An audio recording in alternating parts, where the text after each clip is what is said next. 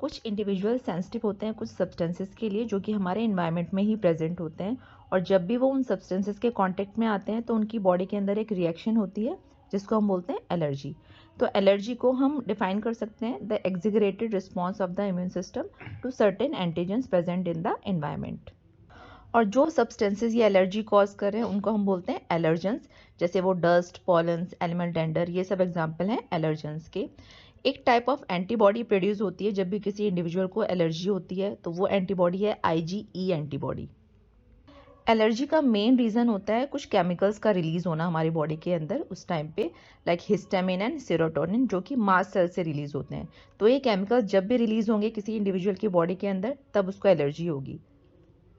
Allergy के लिए हम कुछ ड्रग्स यूज़ करते हैं like anti histamine, adrenaline and steroids. Doctors जो एलर्जी के पेशेंट्स होते हैं उनमें एलर्जन का पता लगाने के लिए उस पेशेंट को डिफरेंट एंटीजन से या एलर्जन से एक्सपोज कराते हैं उसकी स्मॉल डोजेस से, और फिर देखते हैं कि उस पेशेंट के अंदर क्या रिएक्शंस प्रोड्यूस हो रही हैं उस एलर्जन के अगेंस्ट, और तब पता लगाते हैं कि कौन सा एलर्जन है जो उसको एलर्जी कॉज कर रहा है।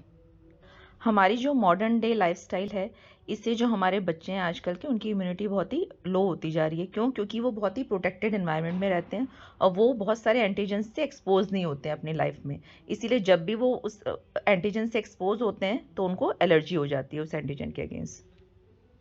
हमारी बॉडी में जो एक्वायर्ड इम्यूनिटी है वो मेमोरी सेल्स पे बेस्ड है, कि हमारी बॉडी में मेमोरी सेल्स प्रोड्यूस होती हैं और उनमें ये एबिलिटी होती है कि वो फॉरेन या सेल्फ या नॉन सेल्फ में डिफ्रेंशिएट कर सकती हैं। लेकिन कभी कभी क्या होता है, कुछ जेनेटिक या कुछ अननोन रीजंस की वजह से हमारी बॉडी है वो सेल्फ और नॉन सेल्फ में डिफ्रेंशिएट नहीं करती, और वो अपनी सेल्स को अटैक करने लग जाती है, सेल्फ सेल्स को ही अटैक करने लग जाती है, जिसकी वजह से वो हमारी बॉडी को ही डैमेज करने लग जाती है, और तब हम जो डिजीज़ प्रोड्यूस होती है उसको बोलते हैं ऑटो इम्यून डिजीज़। इसका एग्जाम्पल है रूमेटॉइड अर्थराइटिस।